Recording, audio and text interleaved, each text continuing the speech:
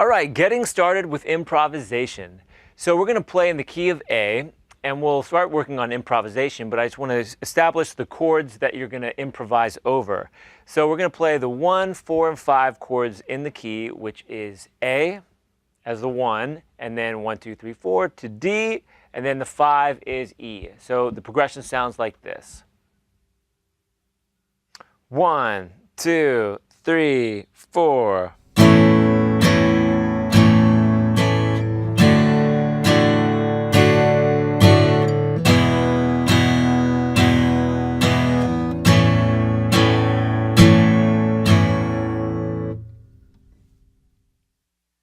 Now for launching the playing sequence.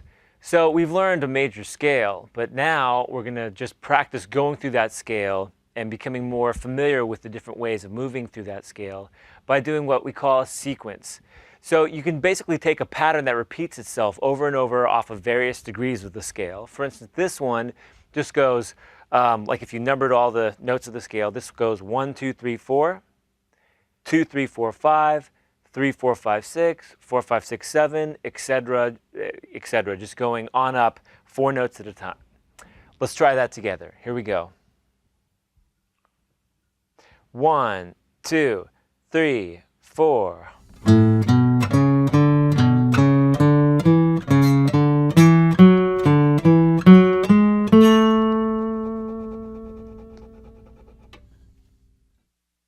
Now, once you've begun playing sequences and moving around through the melodic notes, you can hear how they sound different on different chords.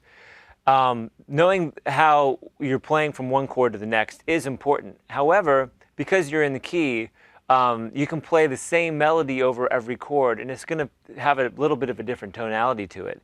In this next example, we'll just play the same melody for all 4 chords, just the same sequence, and you can hear how they sound slightly different off of each tonality. Here we go. 1, 2, 3, 4.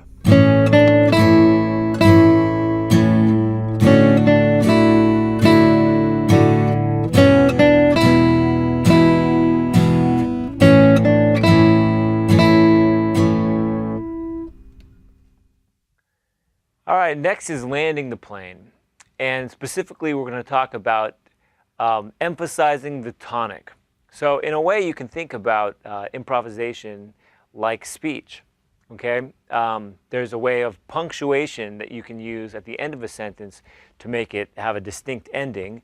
And similar to that, if you end on the tonic, it's going to sound like you are resolving your phrase really strong. So let's check out this next example that does that. 1, 2, 3, 4.